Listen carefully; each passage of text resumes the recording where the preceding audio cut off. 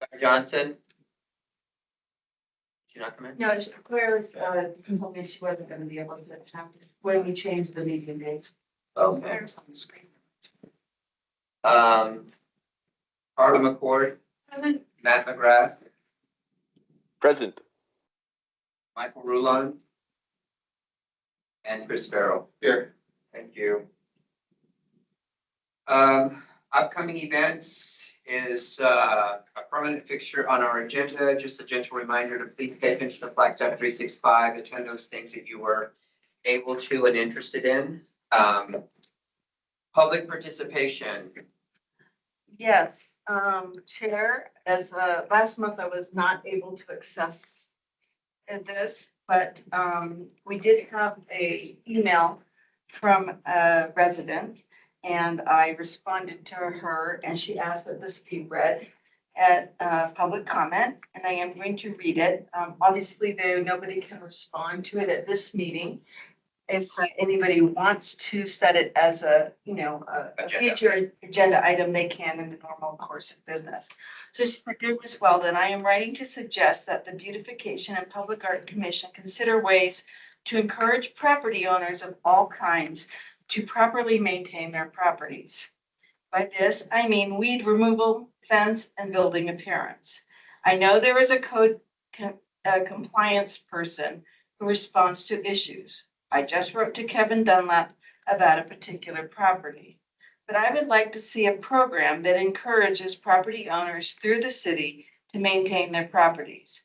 When I read the purview of the commission, it includes streetscape improvement. I'm hoping for a positive approach. All the public art projects we put up can't hide the properties that are unsightly. Thank you for your attention to this matter. Jan, and I'm going to spell her last name, SGAMBELLURI.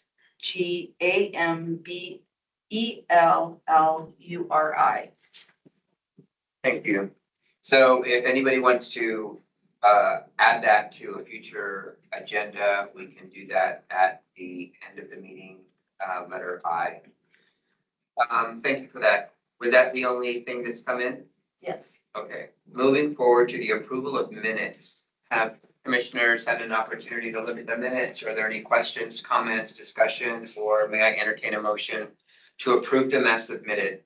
I will make a motion to approve them as submitted. Thank you, Carmen. Is there a second? Second. Thank you, Chris. It's been moved and seconded to approve the meeting minutes of the June BPAC meeting. All in favor as submitted. All in favor say aye. Aye. Aye. Anyone opposed? Anyone abstain? The motion carries and the minutes are approved. Thank you. Moving forward to announcements. I'm going to defer announcement number one until Commissioner Rulon is here either later in this meeting or at the next meeting. Okay. And on the second announcement, I'm just going to introduce the announcement. We have received a letter of resignation from Commissioner Farrell. Commissioner Farrell, I'm going to turn to you to elaborate. I love being at Theatricals and I love Flagstaff. I have a new job opportunity, so I'm moving to Florida. So I love being on this commission. It's a pleasure working with all of you. I'll see you at the next meeting and then wish you well after that. Thank you. It's been really good to have you on. Good luck. Yeah, congratulations, serving. The next step announcement. Yes, I know I sent out a save the date for September 13th, but there is a possibility for the Arizona Art Administrators meeting to be the 20th. I should know any day now. And that is because we are trying to actually land a kind of a nationally known speaker in the public art world named Jack Becker. And I'm waiting for his final confirmation on the date, but it's leaning towards the 20th.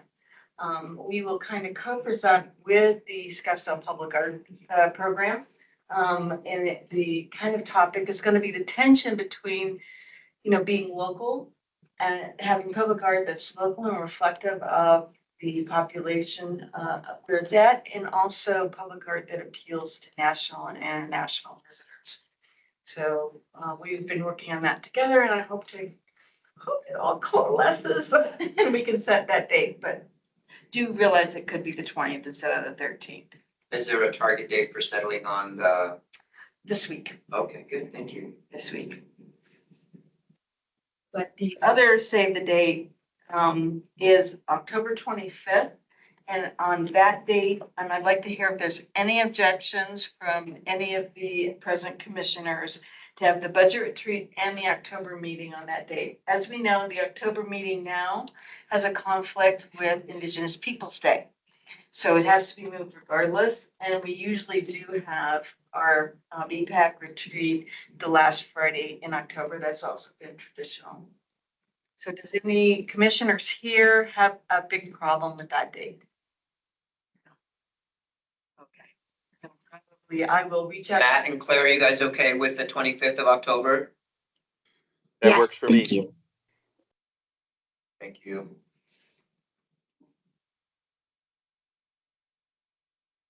No other announcements from other folks. Moving forward to the action items. Kristen?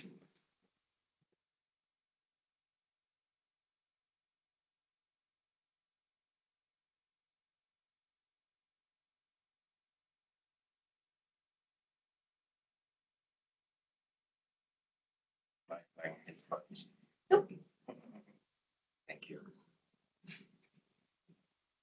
All right, I'm gonna stand close. I forgot my glasses.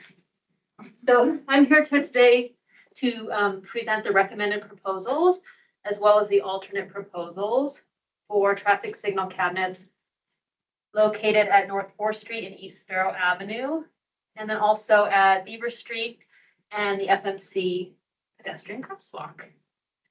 So we'll start with North 4th Street and East Sparrow Avenue. This is a photograph of this particular intersection. There are two cabinets here. As you see, there's a large one and a small one. And this location is a thoroughfare to many neighborhoods, including Fox Glen, Forest Springs, and Country Club Estates. And it receives excellent vehicular traffic. Next. So the selection panel that reviewed proposals for this specific location evaluated these proposals on the following criteria. So there were 100 points possible. 50 points went to the originality or the visual quality of the proposal. So essentially, is this artwork good? Does it resonate visually with passersby? Is it engaging? And then 50 points went to how well the artwork complements the site in which it will be installed. So again, how does it resonate with the community and contribute to the cultural atmosphere of this particular location? Next.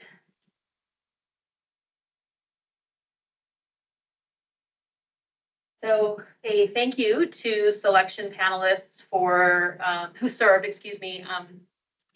on the panel for this particular location. So we have Chair Cruz from the city of Flagstaff. We had Marion Sullivan, senior assistant attorney. And then our community members and nearby residents included Meredith Curley, Kevin Gustafson, and local citizen Christina Burke. Thank you, panelists. So this is the proposed selection by Angela Iodelli. And Angela is an emerging artist who resides in the Valley. She received a cumulative score of 439 points. And in her artist statement, she did not contribute much as to the meaning of this particular location or the artwork that she was proposing for this particular location. So I did want to share some of the selection panelists' remarks. Many selection panelists commented on the vibrant colors that her artwork reflected, and also the simplicity of her design with regard to the treatment of the flowers. This particular image that you see here is for the large cabinet. And so here are all the panels and the different images that will be seen on each panel. Next. And this image is for the smaller cabinets.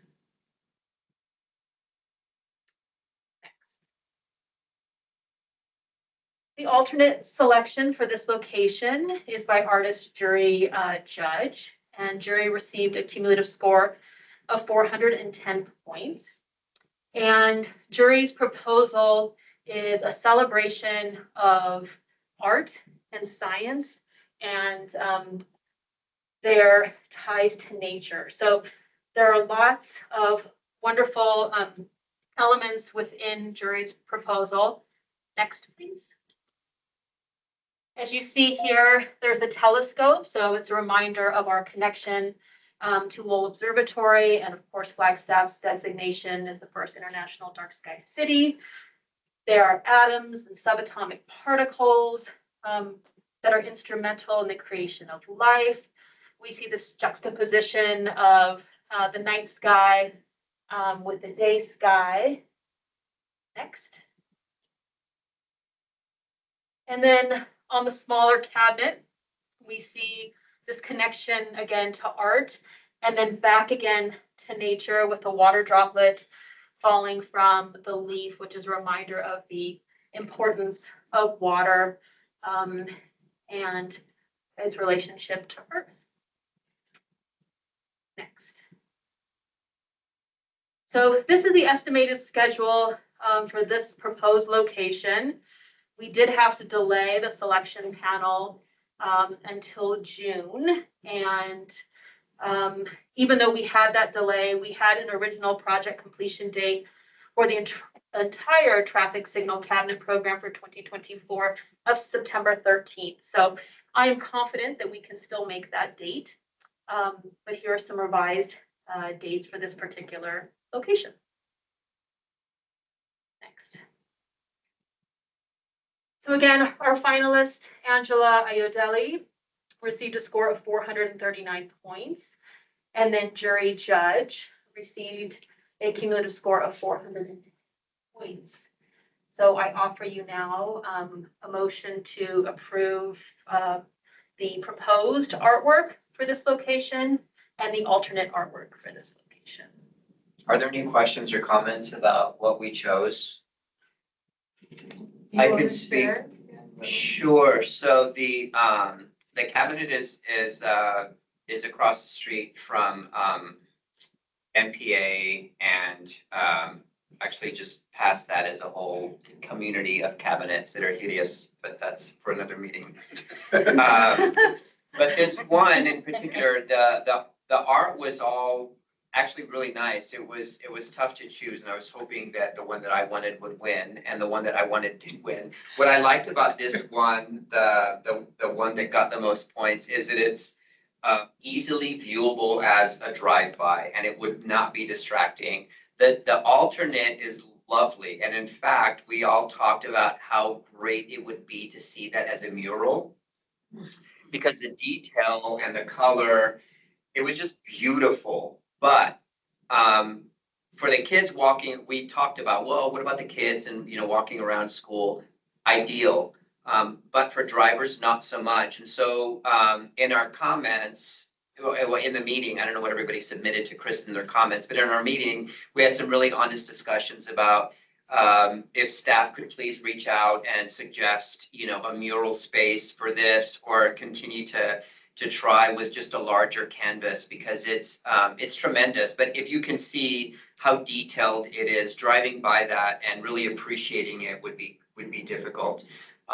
So the one we went with, the winner was just big, vibrant, easy to spot, and would just look great, I think, on those two cabinets against. There's like is that like an apartment complex or something right behind it, or condos or something? Right. There's housing right behind it with a steel fence. And so I thought, well, clearly we thought that would just look beautiful there. I think it's a really great choice, and I agree with your reasoning on it. I would love to see, I was also thinking the other one is really nice, and it's really thoughtful, the way it's carried out. I would love to see that one adjacent to maybe a school location.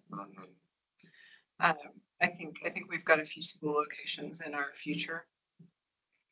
Absolutely. So, that is a lovely one, or maybe if there's something on the way up to Lowell or, who knows, there's a bunch of opportunities for that one. That's a great one. I'd love to see it in a place where people are walking though. Right, right.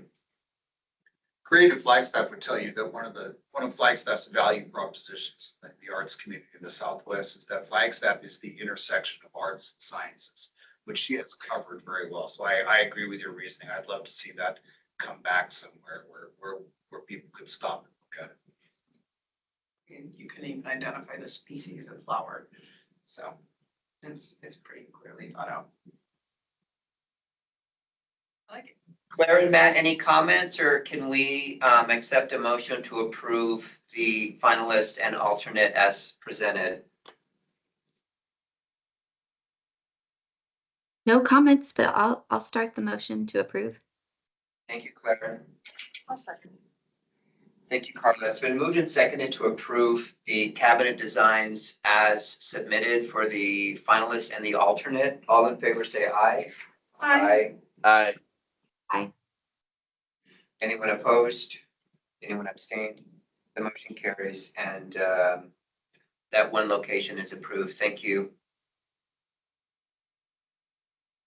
Okay, moving on, our next cabinet is located on the east side of a pedestrian crosswalk at Flagstaff Medical Center. And here there is just one cabinet with 3 sides in view. And again, we've gone over the evaluation criteria, so we can move forward. A special thanks once again to our selection panelists. So at this particular location from BPAC, we had Claire Edelman-P. From City of Flagstaff, Samantha Victor. And then we felt it's important to have representation from Northern Arizona Healthcare. So we included 2 staff members, Marika Oltrogi, who's Vice President of Philanthropy and a nearby resident, and Luann Mace, who is the System Director at Northern Arizona Healthcare, and then a community member, Manny Hernandez. Next. So this is the proposed artwork that was selected for this particular site, or proposed for this particular site. It is by Erica Tesaurus, and she received 470 points. Erica is a local artist here in Flagstaff. She's an arts educator, and her proposal is entitled Storm Rise. Next. And so, as you will see from the imagery, it's more of an abstract submission. It's originally a watercolor on wood paneling, and the artist has included the texture of the wood grain to add additional elements to the artwork. And this particular imagery really resonated with the selection panel. So the artist explains that there's this juxtaposition of tension, maybe of despair, and then there's also an opportunity for hope and a new day. So she thought that these feelings would resonate with not only Northern Arizona Healthcare staff, but also visitors to the hospital and patients of the hospital. And it absolutely did. And the artist didn't note this in the proposal, but the selection panel felt that the upper register of the piece, this bright, inviting, warm yellow color, almost a sun, definitely, is a reminder of the hope that each new day brings. Next. And then the alternate artwork for this location is by Alex Albert. And Alex is also a local artist here in Flagstaff. And so he proposed an image that pays homage to Leonardo da Vinci's Vitruvian Man, albeit in a very unique way. So we have here the skeleton, and Alex said that the skeleton is ubiquitous and Therefore, it would appeal to, a wide demographic. He also included wildflowers, in particular, that are particular to northern Arizona. And so his particular artwork celebrates science and nature, and of course, art, in its wonderful execution. And Alex received a cumulative score of 415 points. And so here are some other viewpoints of his proposed cabinet for this particular location. So the back's not gonna be wrapped because it's so Correct. close to the wall. Okay, okay. Yeah. Next. And then again, an estimated schedule. The artists are working on finalizing their files. So again, although in June, when I first presented this to you about these remaining 2 traffic signal cabinet locations, I had revised the timeline for this October 1st date, but I'm confident that we can have both of these locations wrapped by September 13th. Next. So once again, finalist Erica Soros received 470 points. Alternate Alex Elbert received 415 points. What do you have to share, Claire? Those are both really good. Yeah, there were a lot of great submissions for this particular location. And, I think my personal favorite ended up being the finalist. And I think it was kind of widely the favorite. And I think what really resonated was that message of hope for people, and that it was an abstract image that you could read more into, rather than the specificity of some of the others. There was kind of, as Kristen said, there's a mix of reactions to the skeleton reference and imagery and the alternate selection. So that one, that's, I think, probably why it came in second. But both of them were really great, and I think they both, the reason they made it to this is they both really were thoughtful about the location of the hospital and referencing that in the pieces. Thank you. Any questions or comments from other commissioners? I think it's great. I like the incorporation of the wood grain. We talk a lot about ways to introduce the layer and the commentary, like the commentary about being in a forest without showing trees. Mhm. And I think that's a really nice way to do it. So it's great. I would agree with that. The second one doesn't sing to me. I would, I think be with some of Claire's other commissioners on that one. When we vote on these, I would like to recommend we vote on them separately.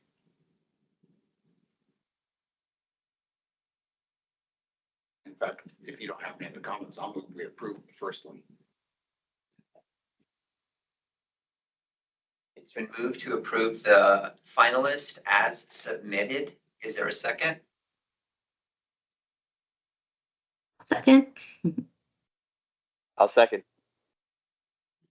Okay, so Chris and Claire did it first. So we are voting to approve Erica Soros's submission. And I guess if something happens, staff will come back to the commission so we can figure out. Yeah, I think you can have or- a separate vote on the. Oh, a second right now. Okay. Separate, but do one motion first. Right, okay. So it's been moved and seconded to approve the finalist Erica Soros's design on the wrap, on the cabinet. All in favor, say aye. Aye. Aye. Anyone opposed? Anyone abstained? The motion carries and the finalist is approved. Now for the alternate. I'll make a motion to approve the alternate as selected by the panel. Thank you, Carla. Is there a second? I'll second. Thank you, Claire. It's been moved and seconded to approve the alternate wrap as submitted. All in favor, say aye. Aye. Aye. Anyone opposed? Nay. Anyone abstain? The motion carries. Thank you. I have a question for staff. How are we looking on submissions, just out of curiosity? As we do more of these wraps, are we seeing more submissions or, Absolutely. okay, and are more we sub- seeing, I'm sorry. Oh, sorry, more submissions from artists who reside outside of Flagstaff as well. Okay, good. And are the same artists, like if they didn't get selected once, are they continuing to try to get, Yes. good? And, good. and many of these artists, the artists who are not selected, and some of the artists who are selected, they appreciate feedback. Okay. And so all of the panelists this cycle have been really good about providing detailed commentary. And then I synthesize those comments and I share them out with the artists, and they've been very appreciative of that feedback so that they can, craft an even better proposal or be more thoughtful with regard to a specific location the next time they apply. Great, I'm glad the cabinet rep program is so successful and people are finding out about it, submitting, and good, thank you. Thank you. And just as an aside, I have received more comments on this program in the last month than I have in the history of the, we have reached a certain critical mass, I think, with the number and location of traffic boxes, but it's crazy how many people have asked me about it in the last month. Mhm. Nice. If I may, without taking too much time, also, yes, I keep hearing the comments. In fact, I sat down on an airplane yesterday and the person next to me asked what I do. I explained a little bit and she said, well, I hate the parking app, but I love your traffic signal app. It's our glowing spot. I've gone to Kristen about the app as well. So, Awesome. Focus on the cabinets. though. right. Right. Right. Yeah. Moving forward to Murdoch Park. So, I'm going to be presenting the proposal, and at a certain point I am going to read, and that's only because I'm really trying to capture the artist's actual sentences. So, forgive me for that. So we do have a recommended proposal to present to you today. Just a reminder that 5 finalists were approved last October. And I had Craig sent out to you the previous presentation so that I didn't have to go over the first stage of the selection again in terms of time. But if anybody has any questions about that first phase, I'll be happy to answer during the discussion. So just, oops, got a little crazy there. Or it did. So just a minute, we had 5 different finalists.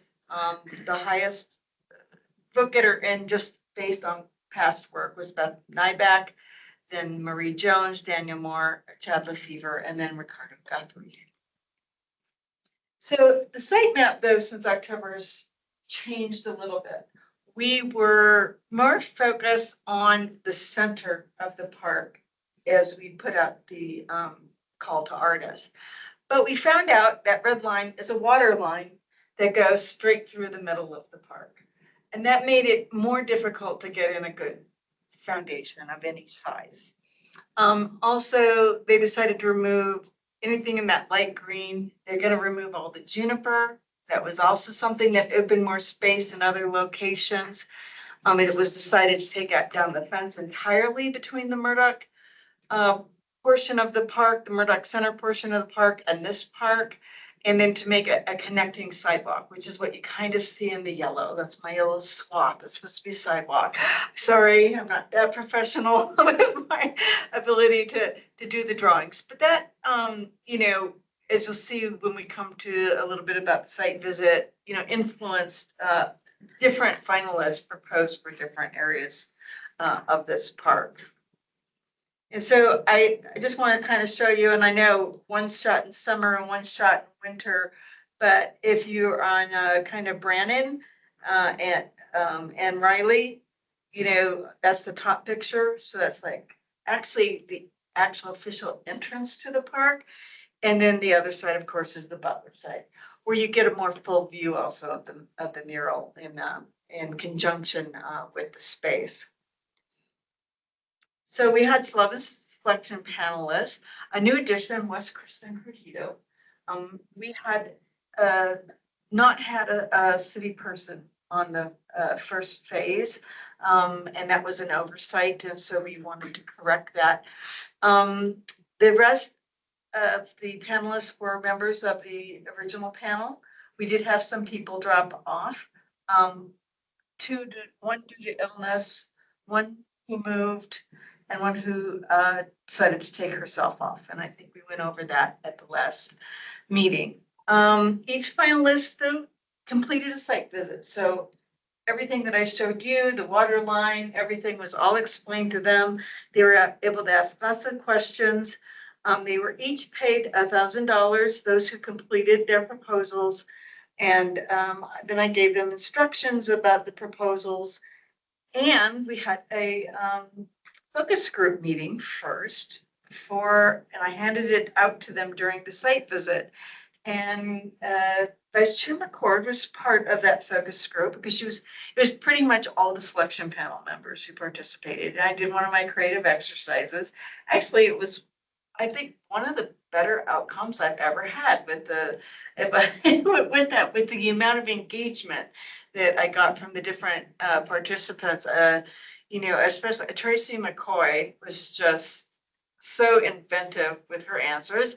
And so was Commissioner Garcia. I think he actually outdid himself during this, and it was actually really added to the conversation. But you know, I don't want to preempt you entirely. What did you think of it? I thought it was great. People were really engaged. They all came from different perspectives. I felt like just in general, the whole process was really well run. I know that this was a particularly sensitive process, that there was a lot of community engagement on this one and a lot of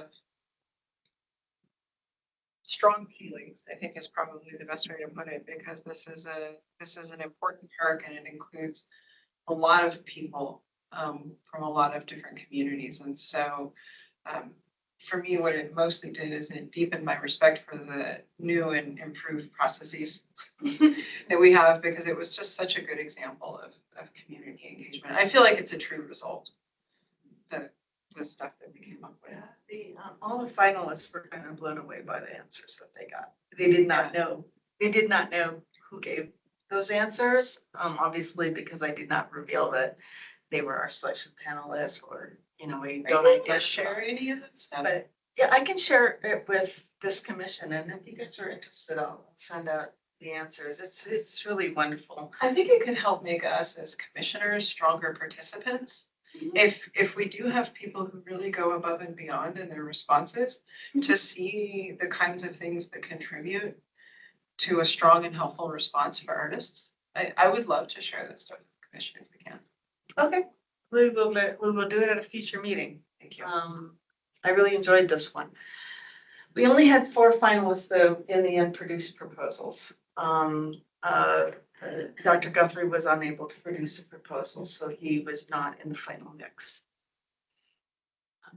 The proposal requirements, I sent this out to all of them. It was, we did raise the budget amount from the original, from 45,000 to 75,000. A lot of that was just keeping in the fact that we weren't confined to under that tree in that center spot. We could have something bigger. So I raised, and we could also maybe include some landscaping. So we raised the budget accordingly. But pretty much everybody was given the same instructions.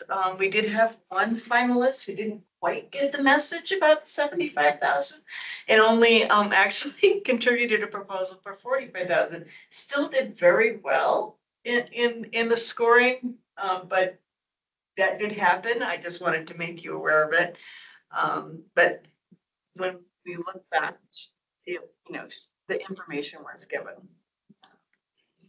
So just to remind you that overall in the call to artists, we wanted a three-dimensional piece of human scale that both responds to the historical context and but is also aspirational for the community. This was never scoped to be, and this is, I think, where some of the tension came in. This was never scoped to be a huge historic project. And because it was first just, we were just gonna actually upgrade the fence. And it came out of just a slight aesthetic enhancement to the work that the community grant was doing for the park, rather than its own big public art project. I think there's some who desired a big historic public art project, but this was not that project, and that is where some of this dissatisfaction came on the selection panel. These were our criteria. There was kind of 50 points given just to the visuals, right? The originality, and then how well it fit this location. It still has to be in the context of the Murdoch Center. That still is an important component of this project. The other 50 points are pretty much, the practicals, right? Do they have the experience to pull this off? Is their budget viable? Can they work with the city? So it was kind of evenly divided. So now this is where I'm going to be reading a little bit. I'm not going to do quite the great job that the artist did in her proposal presentation to the panel, but She was quite impressive. she was. Yes, that's why I quoted her, and I want to quote her accurately. So Beth Nybeck is an artist from Kansas City, a public artist and sculptor for the last 14 years, created over 50 large-scale exterior sculptures all across the United States and internationally. These past works that I'm showing you are either ones that Beth created or have an element of storytelling, that she created recently, or that have an element of storytelling that's part of her proposed sculpture for our park. So the artist said she tries to create art that awakens something within us and sometimes to challenge. And she tries to transform spaces by the artwork. Like she wants the artwork to alter the whole space to some feeling. And the space should be different and have a new energy and vitality based on the artwork being there. A lot of times Beth works, her works have this element of storytelling that's interwoven into the surface or into the object in some way. Sometimes, like the previous slide, it's handwritten messages. Sometimes it's cut into the metal, allowing light to pour through the space. But it's meant to tell a story that's specific to the site and the location. And sometimes it can be a light and funny, and sometimes it can be a memorial or a piece on social justice. She's done all kinds. She desires storytelling because it's indicative of the community that's there. She said, she talked a lot about this piece, about how storytelling is how we get to know each other and break down barriers. This is a social justice piece. This is at the Charlotte Mecklenburg Police Station. All the cop cars in the background. Oops. Yeah, there we go. Yeah, but the community engagement piece that the artist does varies from site to site. And this is one where she did long, in-depth interviews with both law enforcement, community members, and people who have had run-ins with the law. And she chose 7 of those individuals. Their silhouettes are cut out of aluminum, and then their stories are engraved on the back of the pieces. This one, I have to tell you, when I went to a community meeting at the Southside Community Association, I did have a request, well, can we just have the artist do that for us? And, of course, I did have to explain that no, artists don't repeat themselves. That's one thing. This is unique to that spot, and we need something unique to our spot. But it was moving to members of the Southside Community Association, this piece in particular. The community, this is one that she's actually working on now in Mesa. And this was a community engagement process where she actually did 6 different neighborhood meetings. And where she was really trying to talk to many different people with all ages, backgrounds, and language. And she's capturing different languages in this piece. And so it will be also a handwritten message kind of artwork. And she just relayed that she entered the public art field because of the accessibility to people who experience it, rather than having the kind of, barriers that a museum can put up, either education, affordability, prestige, or interest. And so she likes, that public art has this really cool feel where, people can just encounter it, no matter whether they're looking to experience it or not. And so now we get to our proposal. It's called Russell. The artist related that in dreaming of different concepts and different ideas, the three main guiding tenets became abundantly clear to her. History was really, really important, and there was such a deep, rich history of the site. Second was the natural beauty of the area, which was huge. And then the very interconnectedness of the neighborhood really struck her very powerfully. And so the artist really got a lot out of the community focus group exercises with the unusual prompts that gave people, that got people to talk from the heart. And also even the community forum survey that I also passed on. And the artist landed based on these kind of high level themes. That the history was important, the unity was important, supporting one another, equity and justice were huge. It was a multicultural experience. It was a multi-generational experience in this neighborhood. And I think that a lot came from Tracy Moore in talking about, her grandmother and her role in the South Side. And that came across really strongly. And, she said, but the thing is, what she really came down to is she came to this sentence: it's important that we don't forget. But what's important that we don't forget will be the kind of the theme of the public outreach. And she says she realizes it's going to be very different for the great grandmother who's 102. It's going to be different for the grandmother who's 69, and the mother who's 40, and the child who's maybe 12.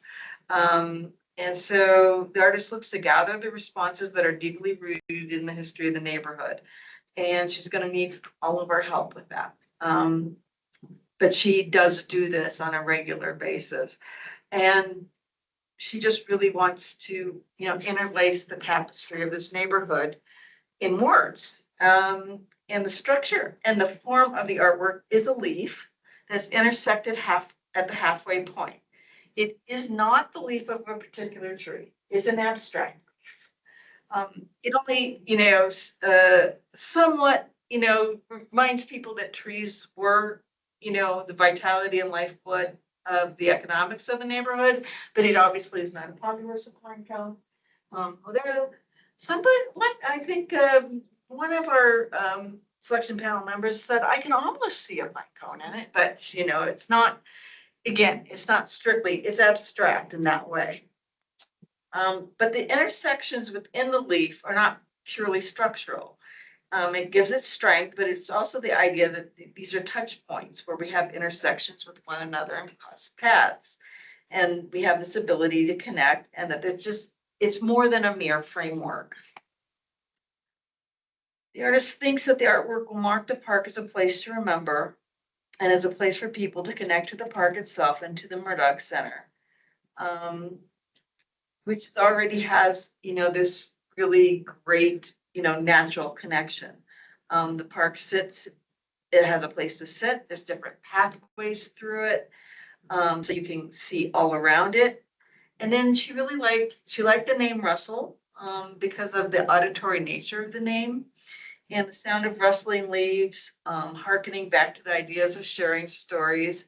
I know when I shared this at the Southside Community Association, one of the members says, yeah, Russell too. The leaves are, it's so windy in Flagstaff, and leaves are always blowing around. So, the name did make a connection.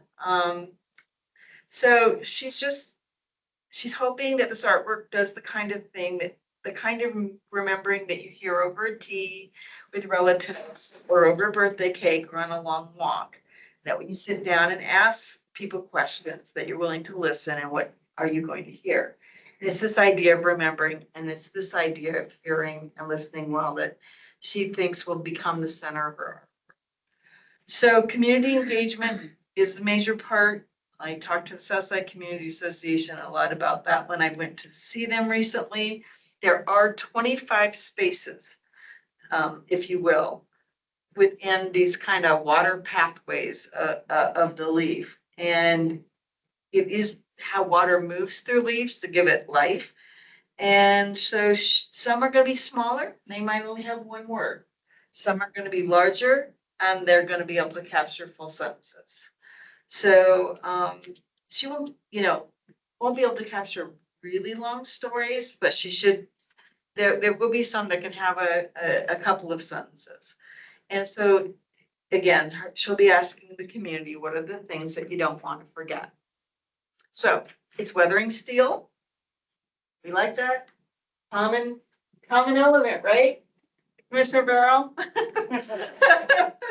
Its dimensions is 8 feet high by 4.5 feet by 6 feet. And it has a bottom base of stained concrete, black. The base dimensions are about 3.5 feet diameter, about 10 inches above grade, and it'll go down to about 3 feet below grade, and that's the frost line. That's pretty much, if the frost line is different, she said, in Flagstaff than it is where she's from in the Midwest, she'll adjust it. So, this is the site plan, as I pointed to you. She has put the, where the red dot is, that's where she is locating her sculpture. And she talked about all the challenges of the site. And she notes that those, juniper hedges in front will be removed. So it'll have even greater sight lines than it shows now. But so she, did a nice placement of the sculpture to give you kind of a feel of how it will look in place. There's the street. Closer up. She did give a budget that met with the viability and reasonability component, and she scored very well on that with the panel. And here we are in the timeline. So as I said, we had the panel recommendation by June 11th. I did present to the Southside Community Association on June 27th. I took off for vacation. I did have a member of the board of the SCA, which was the same member of our selection panel, who removed herself. And she did restate her, I wouldn't say opposition, but why she left the selection panel, that she felt that the project should have been a bigger project to begin with. It should have been, historically focused. She did acknowledge that our program will be doing a historical plaque now for the Murdoch Center building itself. So she did tell everybody that, but she, made it clear why she left. People did ask, they wanted to know if more could be done with the base. We got that feedback. Could we etch things into the base? Could there be little imagery? Could there be more plaques than just the plaque? Could we have more on the base? That was certainly a strong feedback. I got a recommendation on the output to go to the 4 historic churches. There may be an event at one of them on August 10th that at least we should maybe try to get a save the date out to the community at. There was a suggestion of interviewing all 25 legacy families. That would be a lift. I don't know if we can do that. Recommend it to reach out to Delios Munoz and Jesse Dominguez for information on those 25 legacy families. We will see what we can do. So hopefully, we will either have approval or not have approval today. If we do, I will try to get the contract signed and executed by the end of August. It does often take a month. I am going to give an update to city council. This does not require approval, but I do want to give an update to city council. And right now I'm on their calendar. The artist would like to do the community engagement mid-September if possible. We'll have to move that. And then if she can, then this is the movement. If anything holds anything up, obviously it gets pushed back. There's nothing there's no construction deadline we're trying to meet. We have flexibility to make sure the public outreach is done right and then correctly in this project. And that's actually the most important thing than a timeline for this project. So there's our just put it open for discussion. What color is it? It's carton, it's rusted steel.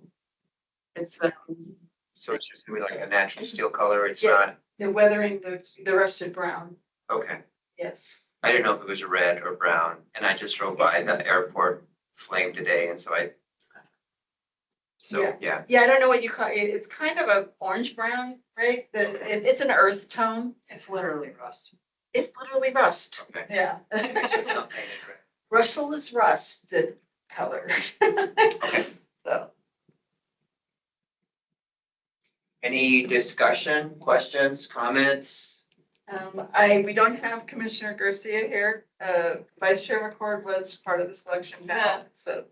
You know, like I said a moment ago, this was, there were strong finalists and there were strong reasons.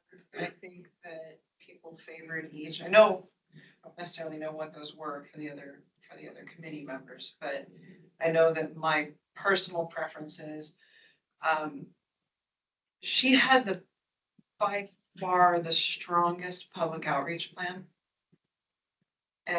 And for me, with the level of community engagement and the desire to truly sit down with people and listen to their stories, it felt like the right type of approach and art in the end.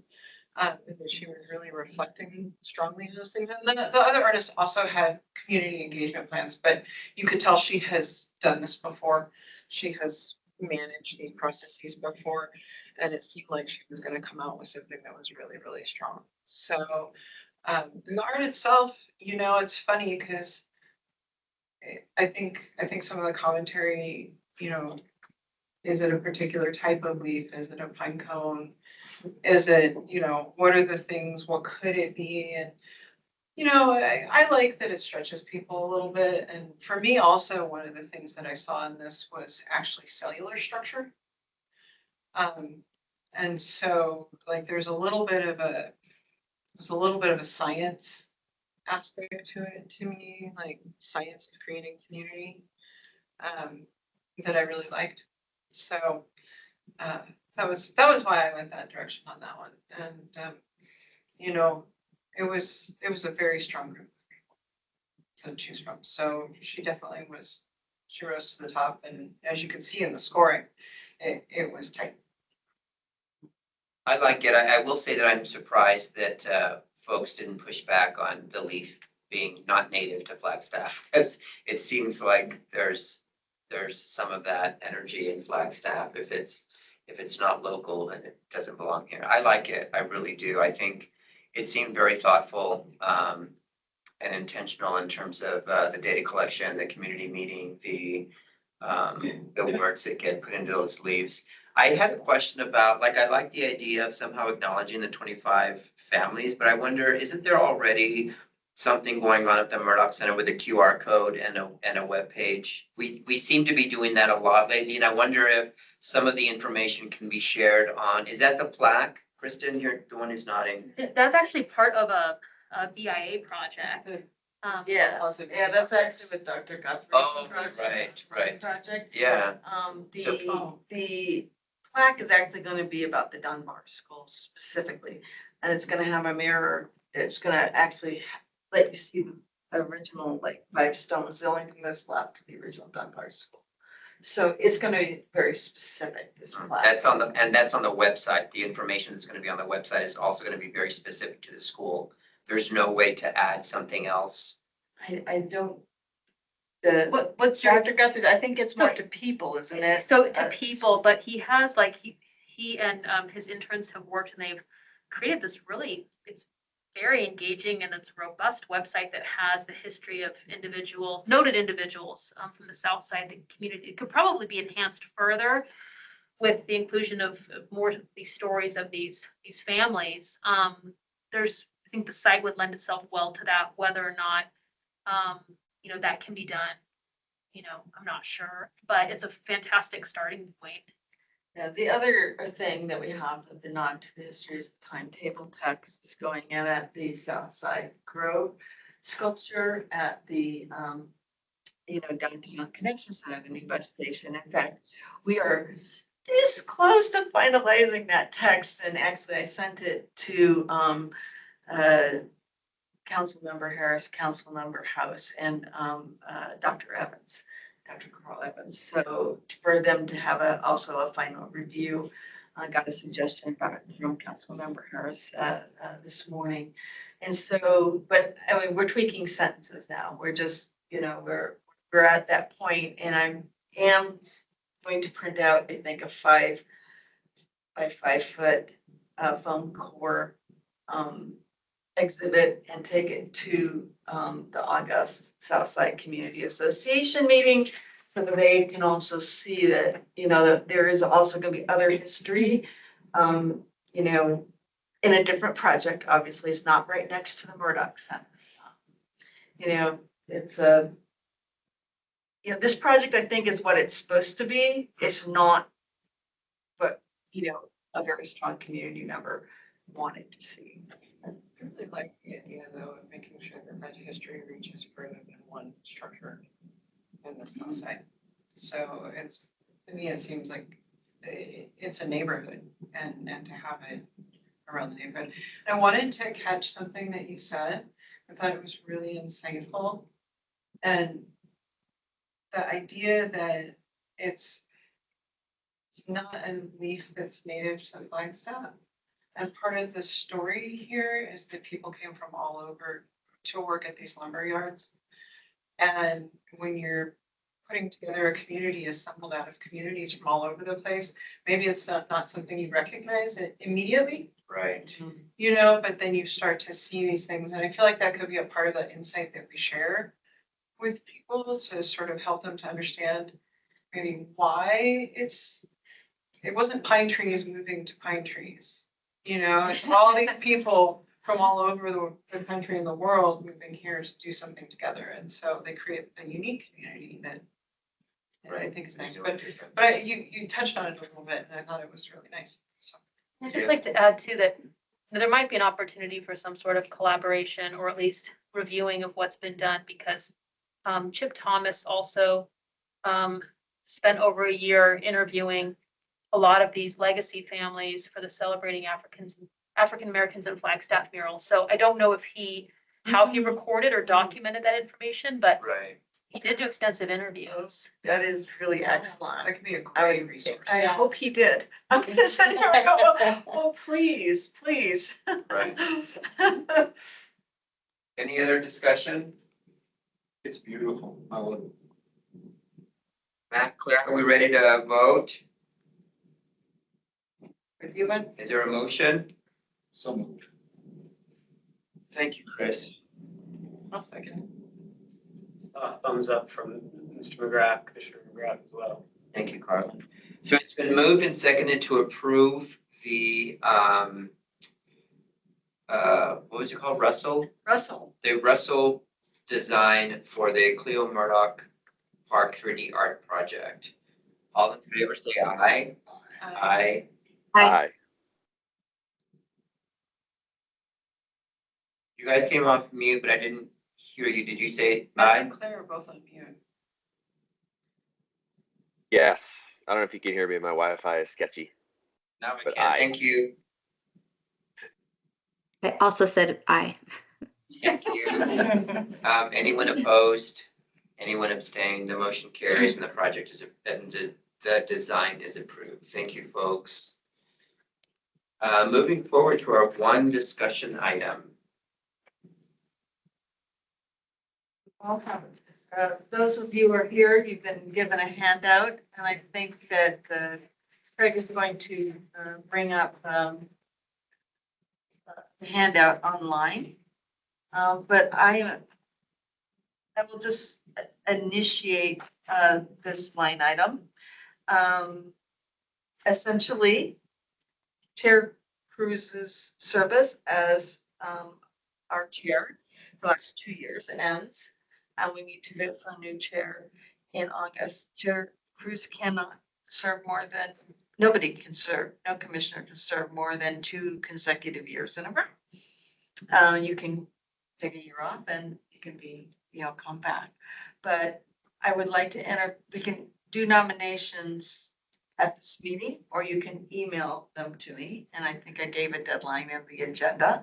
But I think that Chair Cruz kind of wants to maybe lead the discussion about what might be involved, or about his experience, more specifically his experience with being chair. So to share with you, we also have to do nominations for vice chair as well.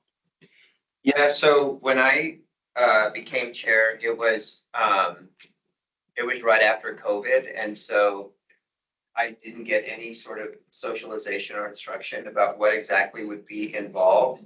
And I thought, and I always try to, leave things better than I found them. And I thought that it would be a good idea because I felt like I was doing a lot of stuff. And I thought it would be a good idea just to share, just to keep track of and share the stuff that I do, because being chair, at least for me, was much more than carefully reading the meeting minutes and coming up with editorial suggestions.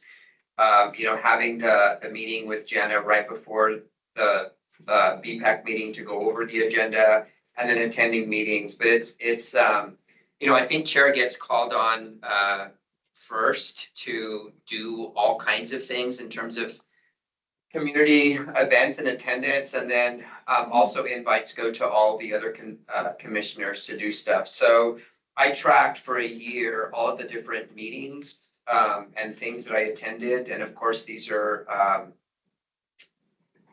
hours either missing work, and so you need, I think, a supportive work environment, or supportive significant other in terms of missing dinners and doing things out of town or in the evening. So just a heads up. I think that somebody who wants to be chair should absolutely know the stuff that you might get called on to do. And it's not, I think, like none of the other commissioners would want to step in if the chair can't for whatever reason. But I do want to point out that it is more than just running a meeting. And so, again, here's what I've done through July. I know it. Chair Cruz has been, incredibly participatory. I think that, anybody who wants to be chair, we do shape, the position to the person's, also directions and desires. And I think that, some of these obviously reflect some of chair's, personal, artistic interests, where somebody might go a different direction. But some of it was very supportive. We were asked by the commission, could we do more outings? We went to Tucson and we went to Phoenix, and Chair Cruz was always there, for those things. When we celebrated the grantees, I think, things like when we did that at 4 at the CCA, those are the things where, we need to have commissioners, and, the chair, by example, definitely, has, taken the lead in all that. But I definitely, and staff will definitely work to whoever takes on this responsibility to make it easy, fun, and engaging.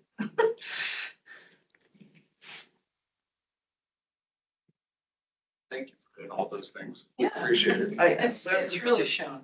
It really Thank you. is. I appreciate it. So does anybody want to self-nominate or nominate somebody else or think about it? I nominate someone? Sure, Can I nominate Carla? sure. I appreciate that. Thank you. I would need to think about it pretty seriously. I have some, work obligations that when they do crop up, I become, honestly, a little bit of a mess. So, I had one crop up this spring that made it very difficult for me to focus on anything else for about 2.5 months. And so I worry about my ability to commit to like your February, March and April. I have a lot of respect for what you're doing and I wish we could just, honestly, I wish we could just keep you where you are. I feel like the commission is working really well. I would be happy to be vice chair again. I like having the experience. And the ability to cover for Michael because I have held the chair position in the past. But I think I might be a more reliable vice chair than chair. So I'm trying also to do more committee and other work here. And with the additional chair responsibilities, I feel like that would come back on my ability to participate in some of the other things. But thanks. It's really appreciated. Claire Johnson and Michael Rolon aren't here. We can put them in charge.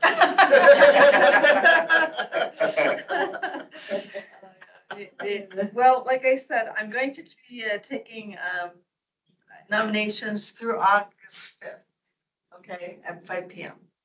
And I will probably reach out to each and every one of you for a nomination, okay? Did you send this to folks that are not here in person? Yeah, we will after this meeting. Okay, thank you. Michael Cruz's scary list. It's really wonderful. No, I wish I could do every one of them. They're amazing. I think it's really incredible. Some of those things, I think you might be able to farm out to individual commission members. You say, oh, this is an important thing for the commission to be represented at. Right, I can't make it, but can someone else make it? right.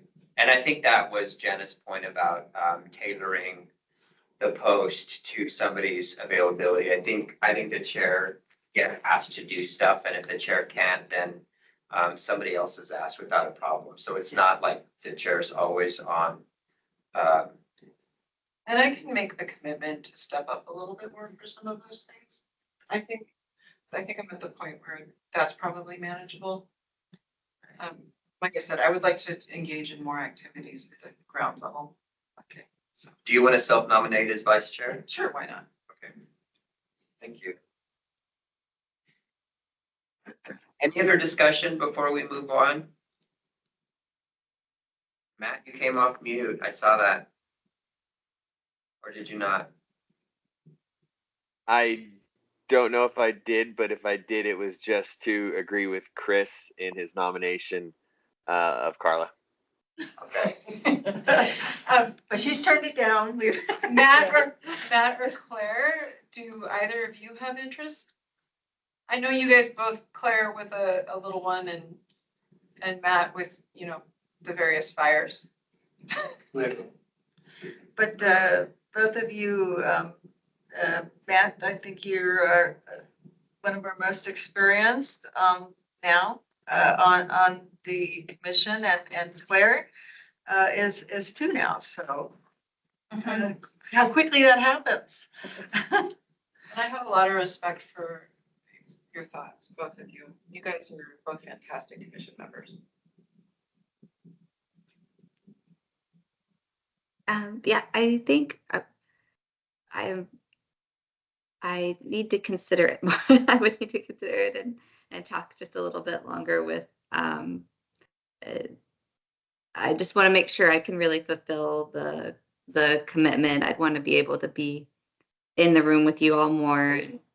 Just be really thoughtful about that. So that's something I'll be considering leading up to August, and we'll talk soon. Thank you, Claire. Okay, then, moving forward to requests for future agenda items. Are there any requests for agenda items?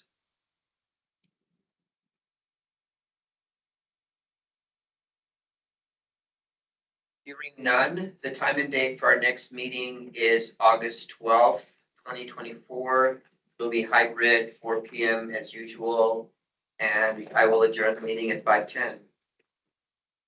Thank you, folks. The agenda, not that one. We're gonna slam you in August. Slam you. The last one I feel like was long. So this